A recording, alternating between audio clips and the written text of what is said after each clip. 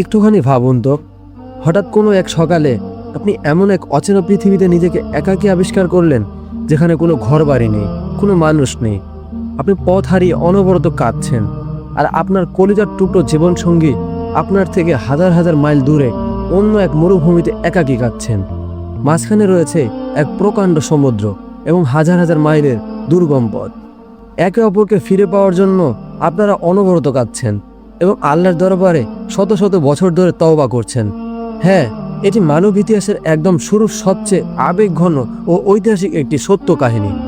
আমাদের আদিপিতা হযরত আদম আলাইহিসসালাম এবং আদিমাতা হাওয়া আলাইহিসসালামের জান্নাত থেকে বিদায় এবং ৩৫০ বছর পর তাদের ঐতিহাসিক পুনর্মিলন। আজকের এই ভিডিওতে আমরা জানব কিভাবে শয়তানের ধোঁকায় পড়ে তারা জান্নাত থেকে পৃথিবীতে নেমে আসলেন। এই দীর্ঘ ৩৫০ বছর কঠিন কান্নাকাটি ও বিরহের পর কিভাবে আরাফাতের ময়দানে তাদের অলৌকিক মিলন ঘটেছিল। আসসালামু আলাইকুম, মুসলিম চ্যানেলে আপনাকে স্বাগতম। আজ থেকে আমরা শুরু করতে যাচ্ছি মানব সৃষ্টির শুরু থেকে শেষ নবী হযরত মুহাম্মদ সাল্লাল্লাহু আলাইহি সাল্লাম পর্যন্ত সমস্ত নবীদের ধারাবাহিক জীবনী। আর এই সিরিজের প্রথম খণ্ড হিসেবে আজ আমরা জানব মানবজাতির প্রথম সূচনা পর্ব। মহান আল্লাহ তাআলা যখন পৃথিবী ও আসমান সৃষ্টি করলেন, তখন তিনি পৃথিবীতে তার খলিফা বা প্রতিনিধি পাঠাতে চাইলেন। তিনি শুকনো পচা কাদামাটি থেকে নিজের কুদরতি হাতে তৈরি করলেন প্রথম মানব হযরত আদম আলাইহিসসালামকে। আল্লাহ আদম আলাইহিসসালামের ভেতরে রূহ ফুঁকে দিলেন এবং তাকে সমস্ত জিনিসের নাম শিক্ষা দিলেন। আল্লাহর হুকুমে সমস্ত ফেরেশতারা আদম আলাইহিসসালামকে সেজদা করলেন, কিন্তু অহংকারী ইবলিস সেজদা করতে অস্বীকার করল। এরপর আল্লাহ আদম আলাইহিসসালামের বাম পাজরের হাড় থেকে সৃষ্টি করলেন প্রথম নারী মা হাওয়া আলাইহিসসালামকে। আল্লাহ তাদের দুজনকে থাকার জন্য দিলেন এক অফুরন্ত সুখের জান্নাত। জান্নাতের সেই রাজকীয় ও চমৎকার পরিবেশে আদম ও হাওয়া পরম শান্তিতে বসবাস করতে লাগলেন। সেখানে কোনো দুঃখ ছিল না কোনো রোগবালাই বা বিচ্ছেদ। আল্লাহ তাদের বললেন, তোমরা জান্নাতের যেখানে ইচ্ছা ঘুরে বেড়াও এবং যা ইচ্ছা তা আহার করো, কিন্তু সাবধান, এই একটা নির্দিষ্ট গাছের কাছে তোমরা কখনোই যাবে না। যদি যাও তবে তোমরা জালিমের অন্তর্ভুক্ত হবে। ইবলিস শয়তান আদম ও হাওয়াকে জান্নাত থেকে বের করার জন্য চক্রান্ত করতে লাগলো। সে তাদের শুভাকাঙ্ক্ষী সেজে গোপনে তাদের অন্তরে কুমন্ত্রণা দিতে শুরু করলো। সে বলল, তোমাদের প্রতিপালক এই গাছটি খেতে নিষেধ করেছে কেবল একটি কারণে, যাতে তোমরা চিরস্থায়ী ফেরেশতা হয়ে না যাও অথবা জান্নাতে চিরকাল বেঁচে না থাকো। শয়তান কসম খেয়ে বলল, আমি তোমাদের পরম শুভাকাঙ্ক্ষী। শয়তানের এই ধূর্ত প্রলোভনে পড়ে আদম ও হাওয়া আলাইহিসসালাম আল্লাহর সেই নিষেধের কথা ভুলে গেলেন। তারা সেই গাছের ফল আহার করলেন। ফল আহার করার সাথে সাথেই এক অলৌকিক শান্তি নেমে আসলো। তাদের জান্নাতি সুন্দর পোশাক শরীর থেকে অদৃশ্য হয়ে গেল। তারা লজ্জায় জান্নাতের গাছের বড় বড় পাতা দিয়ে নিজেদের শরীর ঢাকতে লাগলেন। আল্লাহ তাআলা অত্যন্ত গম্ভীর কণ্ঠে ডেকে বললেন, আমি কি তোমাদের এই গাছের কাছে যেতে নিষেধ করিনি? এবং আমি কি বলিনি যে শয়তান তোমাদের প্রকাশ্য শত্রু? আদম ও হাওয়া আলাইহিসসালাম নিজেদের ভুলের জন্য লজ্জিত হলেন। আল্লাহর কাছে কেঁদে কেঁদে সেই বিখ্যাত তওবার দোয়াটি পাঠ করলেন, হে আমাদের প্রতিপালক, আমরা নিজেদের উপর জুলুম করেছি। আপনি যদি আমাদের ক্ষমা না করেন এবং দয়া না করেন তবে আমরা ধ্বংস হয়ে যাব। আল্লাহ তাদের তওবা কবুল করলেন, কিন্তু দুনিয়ার পরীক্ষার জন্য তাদের জান্নাত থেকে নেমে যাওয়ার নির্দেশ দিলেন। আল্লাহ বললেন, তোমরা এখান থেকে নেমে যাও। পৃথিবীতে একটি নির্দিষ্ট সময় পর্যন্ত তোমাদের বসবাসের নির্ধারণ করা হলো। জান্নাত থেকে বিদায় নেওয়ার পর আদম ও হাওয়া আলাইহিসসালামকে একই সাথে রাখা হলো না। তাদের দুজনকে পৃথিবীর দুটি সম্পূর্ণ ভিন্ন প্রান্তে নামিয়ে দেওয়া হলো। হাদিসের বিভিন্ন বর্ণনা অনুযায়ী হযরত আদম আলাইহিসসালামকে নামানো হলো বর্তমান শ্রীলঙ্কার এক পাহাড়ের চূড়ায়, আর মা হাওয়া আলাইহিসসালামকে নামানো হলো মক্কার কাছাকাছি জেদ্দা উপকূলে। মাঝখানে ছিল হাজার হাজার মাইলের দুর্গম পথ, গভীর সমুদ্র এবং পাহাড় পর্বত। জান্নাতের সেই চিরসুখ হাই এই তপ্ত ও পাথরের পৃথিবীতে এসে তারা দুজনেই বড্ড একা হয়ে গেলেন। তারা একে অপরের জন্য এবং আল্লাহর ক্ষমার জন্য দিন রাত অনবরত কাঁদতে লাগলেন। হযরত আদম আলাইহিসসালাম তার ভুলের জন্য আল্লাহর দরবারে দীর্ঘ ৩৫০ বছর ধরে চোখের জল ফেললেন। তার চোখের পানিতে মাটি সিক্ত হয়ে যেত, কিন্তু আল্লাহর রহমত থেকে কখনো নিরাশ হননি। হযরত আদম আলাইহিসসালাম তার ভুলের জন্য আল্লাহর দরবারে দীর্ঘ ৩৫০ বছর ধরে চোখের জল ফেললেন। অবশেষে দয়ালু আল্লাহ তাআলা তাদের এই আন্তরিক তওবা কবুল করলেন। আল্লাহ জিবরাইল আলাইহিসসালামকে পাঠালেন তাদের ক্ষমা ও মিলনের সুসংবাদ নিয়ে। আল্লাহর কুদরতি ইশারায় তারা দুজনেই মক্কার আরাফাতের ময়দানের দিকে অগ্রসর হতে লাগলেন।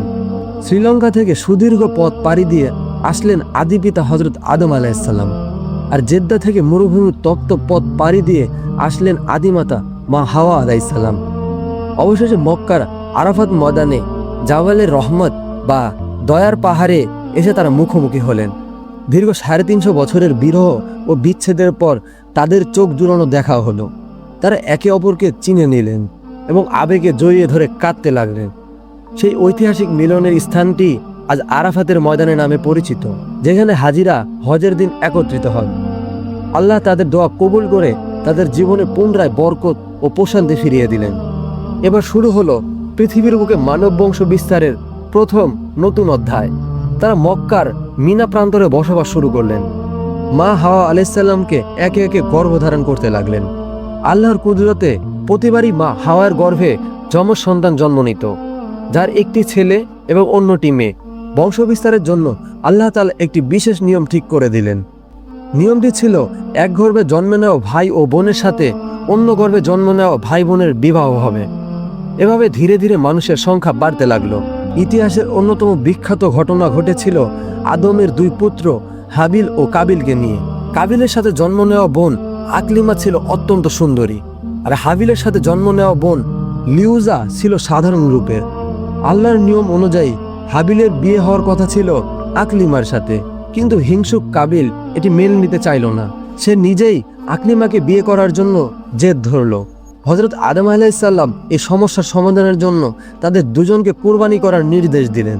তিনি বললেন, তোমাদের মধ্যে যার কুরবানি আল্লাহর দরবারে কবুল হবে সেই আকলিমাকে বিয়ে করবে।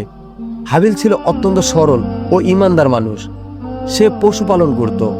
সে তার পালের সবচেয়ে সুন্দর ও পুষ্ট দুম্বাটি আল্লাহর রাস্তা কুরবানি হিসেবে পেশ করলো। আর কাবিল ছিল অহংকারী ও লোভী। সে চাষাবাদ করত।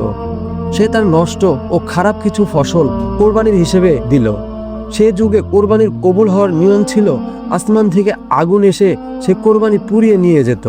তারা দুজন যখন পাহাড়ের ওপর কোরবানি রাখলেন, তখন আসমান থেকে আগুন আসলো এবং আল্লাহর কুদরতে শুধুমাত্র হাবিলের উৎসর্গ করা সেই সুন্দর দুম্বাটি পুড়িয়ে নিয়ে যাওয়া হলো। প্রিয় দর্শক, এই দুম্বাটি আল্লাহ বেহেশতে সংরক্ষণ করে রেখেছিলেন, যা পরবর্তীতে হযরত ইসমাইলের কুরবানির সময় ফেরত পাঠানো হয়েছিল। হাবিলের কোরবানি কবুল হওয়ায় কাবিল রাগে ও হিংসায় ফেটে পড়ল। সে হাবিলকে হুমকি দিয়ে বলল, আমি অবশ্যই তোমাকে হত্যা করব।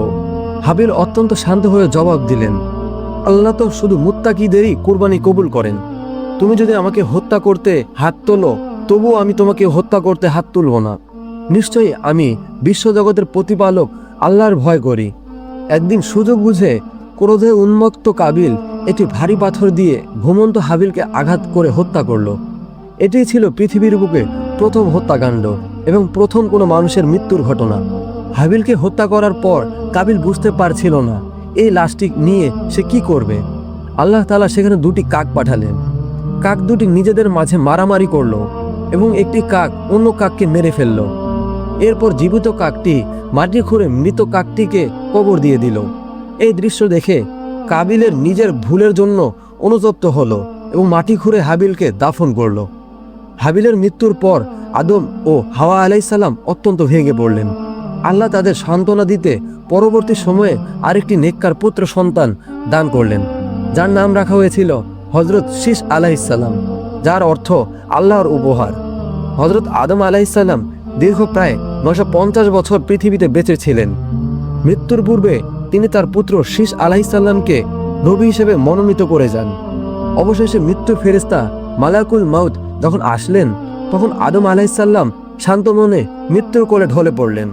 তার ইন্তেকালের পর ফেরেশতারা জান্নাত থেকে কাফন ও সুগন্ধি নিয়ে আসলেন। তারা আদম আলাইহিসসালামের জানাজার নামাজ পড়ালেন এবং তাকে মক্কার জাবালে আবু কুবাইস পাহাড়ে দাফন করলেন। প্রিয় দিনী ভাই ও বোনেরা, হযরত আদম ও হাওয়া আলাইহিসসালাম এর এই অলৌকিক ইতিহাস আমাদের শেখায় শয়তান আমাদের প্রকাশ্য শত্রু। আমাদের সর্বদা শয়তানের প্ররোচনা থেকে দূরে থাকতে হবে এবং আল্লাহর রহমতের উপর ভরসা রাখতে হবে। নিয়মিত এমনই ইমানি দীপ্ত হৃদয়স্পর্শী রিমাইন্ডার পেতে আমাদের মুসলিম হাব চ্যানেলকে সাবস্ক্রাইব করে রাখুন। ধন্যবাদ। আসসালামু আলাইকুম।